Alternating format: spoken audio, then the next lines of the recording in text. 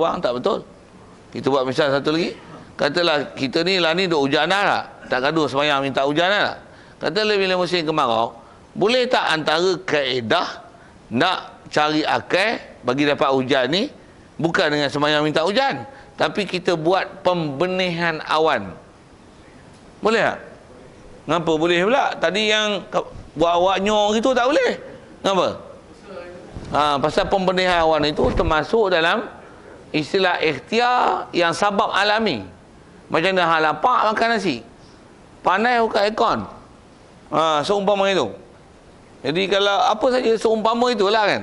Sakit lutut, sakit pinggang makan tongkat ali. Apa lagi gaut,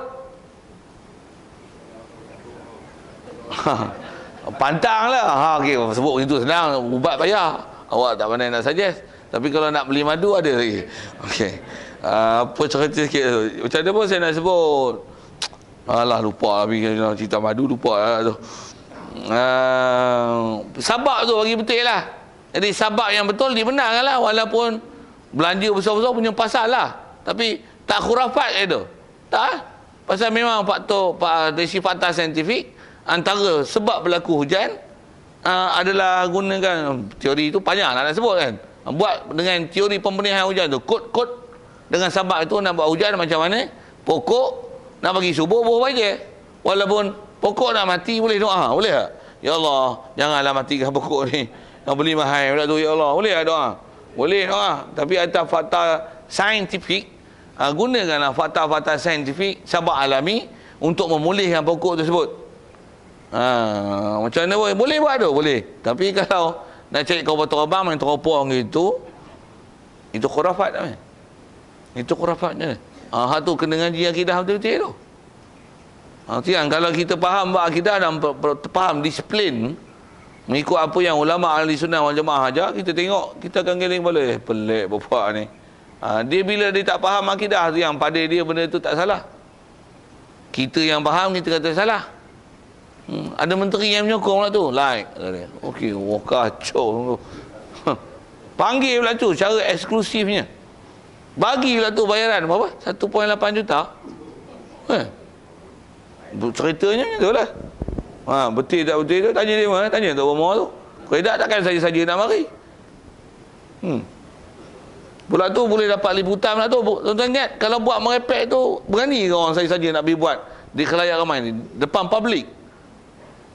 Masuk TV lah tu. Saya silap, masuk pagar jarang weh.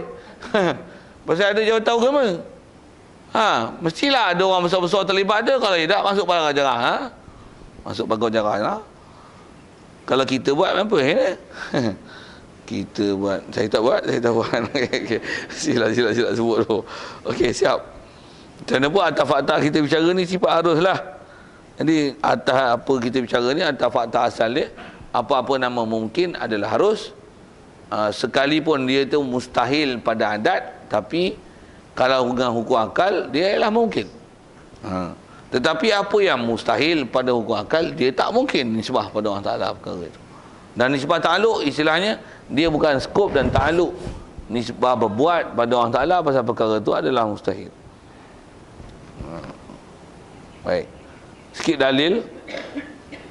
Apa dalilnya Allah Ta'ala nak buat sesuatu itu adalah harus. Selagi nama mungkin adalah harus. Bermula dalilnya, dalil sifat harus pada Allah Ta'ala ni. Jika tiada harus, nescaya bertukar hakikat mungkin itu jadi wajib atau jadi mustahil. Dan bertukarlah hakikat mungkin itu mustahilnya.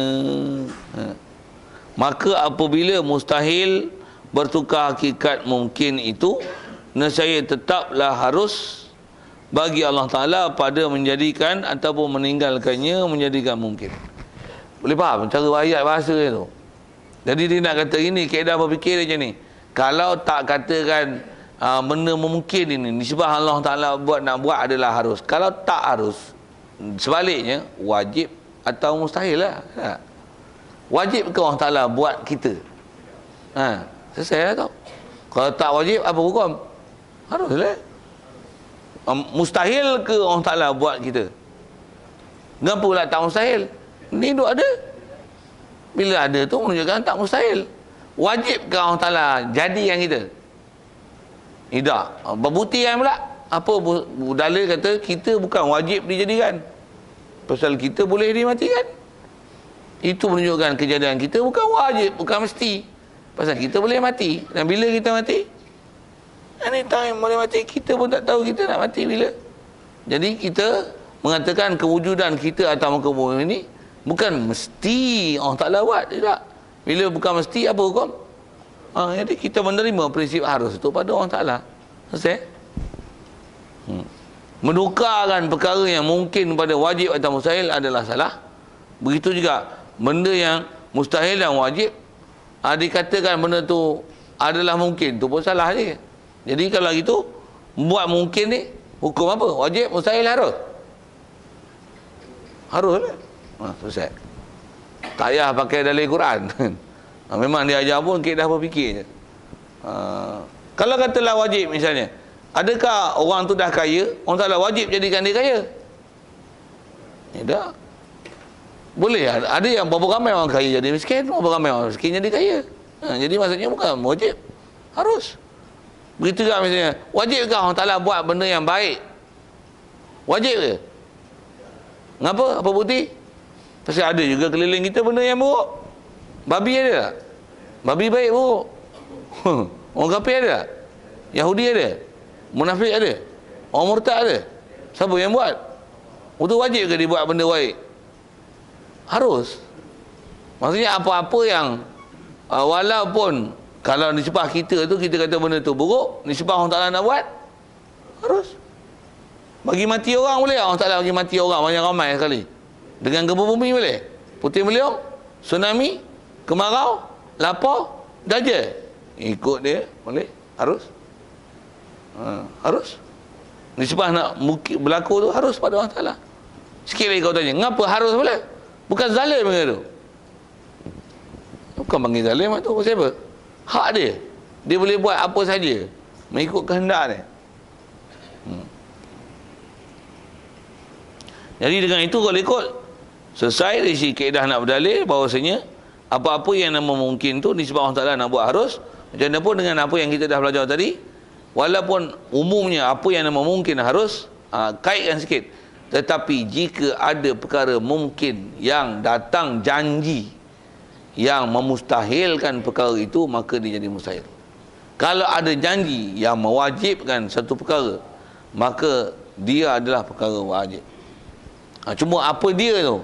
Kena mengaji panjang lah sikit kan. Tera ni pun mengaji pun ada orang tengok jam dah kan. Dia tengok pintu je nak keluar. Jadi nak sebut panjang tu bukan saya tak boleh sebut, tapi itulah perangai kita gitu kan. Tapi bukan orang sini lah, orang Afrika tu. Sikit nak sebut gini nak.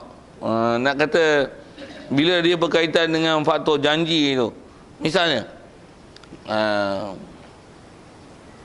boleh tak Allah Ta'ala bagi kita lah ni kat dunia, kita diberi oleh Allah Ta'ala keupayaan untuk melihat dia kat dunia ni. Tak mati lagi, bukan di syurga esok.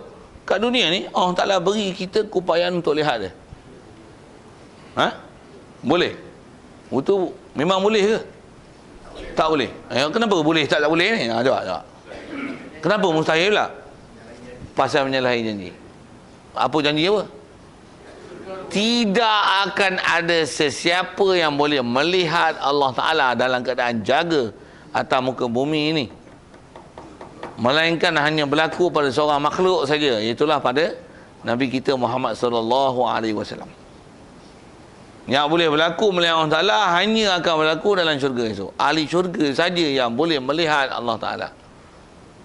Kat dunia tak akan berlaku. Walaupun hukum asal boleh tak Allah Ta'ala bagi lihat? Boleh. Berdasarkan janji dan berdasarkan nas yang ada, dan perkara itu tidak akan menyalahi. Satu siapa-siapa yang dia kata semalam aku nampak jumpa Allah Ta'ala kat padang mula tu, kata saya. Yang buat pasal kalau tak waya pun murtad. Kalau dia duduk waya, dia cakap gitu, tak ada masalah lah, orang waya macam kambing dan lembu je, tak ada taklif. Tapi kalau dia waras, kata dia, saya yakin saya sebut ni adalah betul, saya memang itikad saya telah melihat Allah Ta'ala dalam keadaan jaga. Dari sisi hukum murtad. Kalau nisbah kerajaan, dia kena ambil tindakan pasal penyertaan tu bahaya. Dia ialah faham akidah salah. Dan takut pula virus itu akan menjangkit pada orang lain. Kalau HIV pun kena kuarantin, tambah hak tu. Yang tu kan kuarantin, bunuh, simpan. Bunuh ya, pergi mati ya. Pasal bahaya. Teretuk bombong macam tu pun ada orang like. Tambah macam tu, esok ramai orang like tu. Dan jangan tak tahu berapa ramai ahli-ahli tarikat yang bila tak mengaji akidah dengan betul, pasal ambil tarikat, dia ada satu pahaman, dia boleh zikir sampai satu martabat zikir dia zikir sampai nampak Allah Ta'ala. La ilaha illallah, la ilaha illallah, boom, sampai nampak Allah Ta'ala. Wow, dahsyat tu. Orang yang gila nak bertemu Allah Ta'ala pun pakai ambil tarikat tu, ambil sesat tu. Walaupun bunyi tarikat, jaga sikit. Yang ni yang kena kita tahu batas-batas syarak ni. Yang ni yang kita kena mengaji ni. Bila tak mengaji, kita akan memboleh dia zikir apa masalah. Zikir orang salah bagilah nampak dia. Kita tak tahu sempadan boleh tak boleh, sepadan janji tak janji, mana yang mustahil tak mustahil tu. Satu bab tu kena mengaji lanjutlah sikit. Jadi kalau tak ngaji, saya tak ajar pun, ilmu tu mesti pergi belajar lah. Agak muskil, tu tanya pada ahli dia. Tanya pada ahli dia. Asal dan sebut tadi ialah, walaupun perkara tu nisbah hukum asalnya mungkin dan harus, tetapi jika ada perkara tu berkaitan dengan janji syarak, saya dah sebut beberapa tadi, antaranya kiamat. Takkan berlaku kiamat dengan ada alamat besar. Mustahil akan berlaku kiamat melainkan dengan ada alamat besar. Wajib mesti ada alamat besar baru berlaku kiamat. Dengar ayat tu elok-elok. Satu, kalau ada orang memungkinkan perkara-perkara yang menyalahi janji itu, mustahil ada. Bukan wallahu alam. Sikit je tu kan. Esok kiamat ke? Wallahu alam. No, bukan wallahu alam. Okey. Apa? Impossible. No. Surely no. Tak percaya, tunggu esok.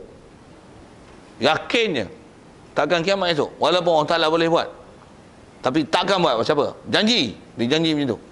Orang kafir boleh ke masuk syurga? No. Kafir yang sampai surah Islam takkan masuk syurga. Yang kata masuk, baru pun tidak. Kenapa pula engkau Tuhan ke? Engkau yang menentu syurga neraka ke? Tidak. Dia faktor janji. Adakah lagi Nabi Melayu zaman ni? Kepala otak kau. Pasal apa? Faktor janji. Nampak tu? Tu, bagi betul tu. Kalau ikut saya dah sebut beberapa perkara tu, yang walaupun nisbah harus tu harus, tapi berdasarkan kenyataan syarak yang ada, dia tidak akan menyalahi syarak tu. Boleh ke orang Ta'ala buat batu besar sampai dia tak angkat? Mustahil. Boleh ke buat isteri? Mustahil. Buat Tuhan satu lagi? Mustahil. Mustahil lah. Yang memang mustahil. Itu yang memang mustahil. Dan mustahil itu akli. InsyaAllah walaupun baca pendek, dicerdik panjang, insyaAllah. Satu, kita baca kitab ulama' dulu best kan. Kalau saya ngaji tutup guru lah, syok lah baca kitab lama ni.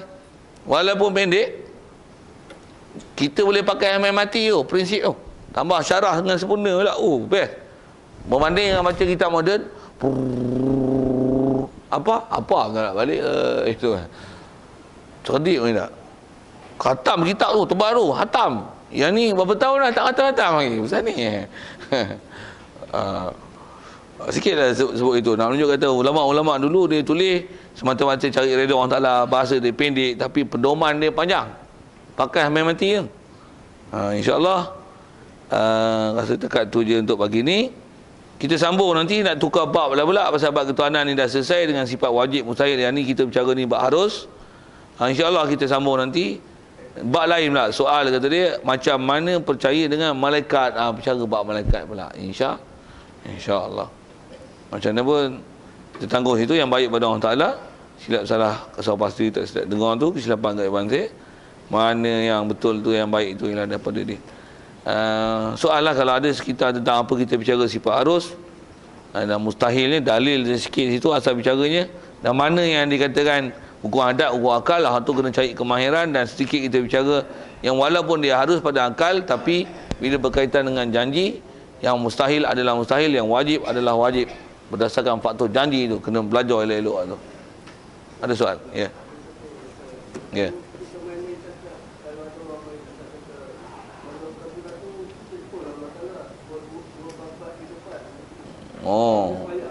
Ya.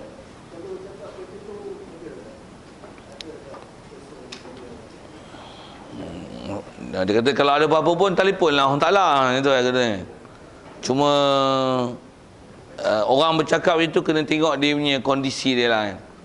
Kalau dia cakap tu atas dasar untuk memperolok dan mempersenda, salah.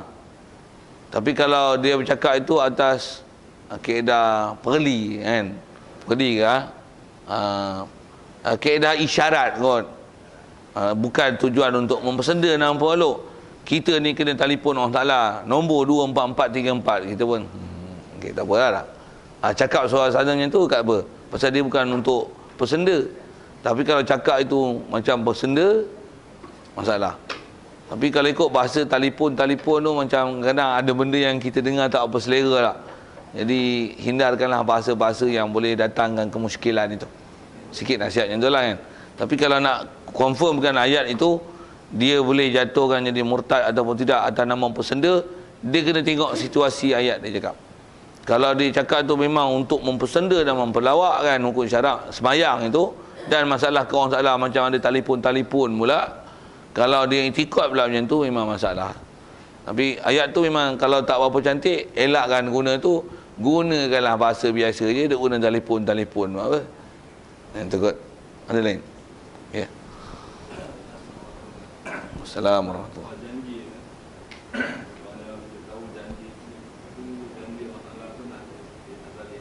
Ya.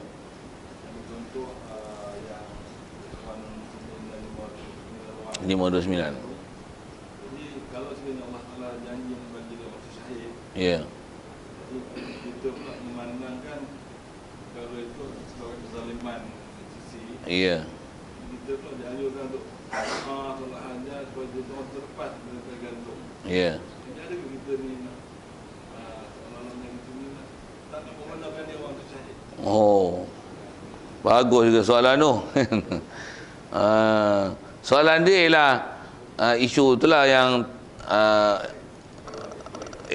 Ikhwanul Muslimin yang seramai 529 kan, yang diputuskan oleh Mahkamah Mesir untuk dihukum gantung di atas kesalahan membuat bantahan kepada kerajaan yang merampas tu kan.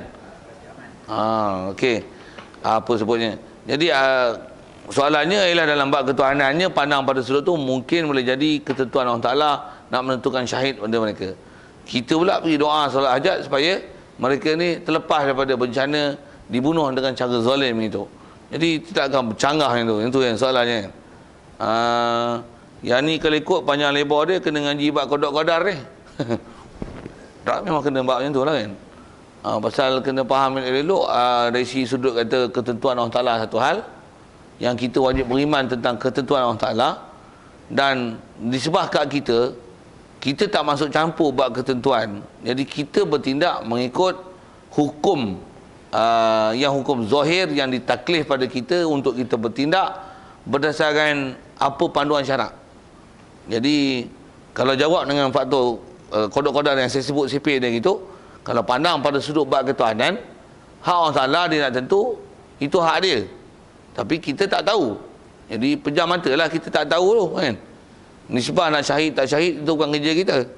Dan tak pula kaedah dia bila kata syahid tu benda mulia, mana yang bakal disyahidkan kita pejam mata biarlah dia mati syahid. No. Dengan nisbah kaedah kita tak diajar dengan kaedah begitu. Apabila istilahnya ada kezaliman di situ, prinsip kita bertindak di atas sebagai faktor sabab musabab dan pensyariatan kita bertindak atas ke bumi ini, mana yang zalim hendaklah dibantu. Orang zalim hendaklah dibantu dengan melepaskan dia daripada dizalimi. Orang yang menzalim hendaklah juga dibantu dengan cegah dia daripada buat kezaliman. Jadi nisbah kat kita tindakan begitu. Jadi jangan orang kata campur adukkan dan peningkan kepala di atas faktor qada dan qadar dengan usaha ikhtiar. Pasal qada qadar tu nisbah kata ketentuan Allah Ta'ala, itu bab ketuhanan yang kita tak masuk campur. Nisbah siapa yang memang dah syahid, syahidlah. Tapi taklah dengan kita bertindak, berdoa sembahyang hajat ataupun perang dan sebagainya, itu berarti menafikan ketentuan Allah Ta'ala dan melawani apa yang telah ketentuan dia pada azali. Tak diistilahkan gitu.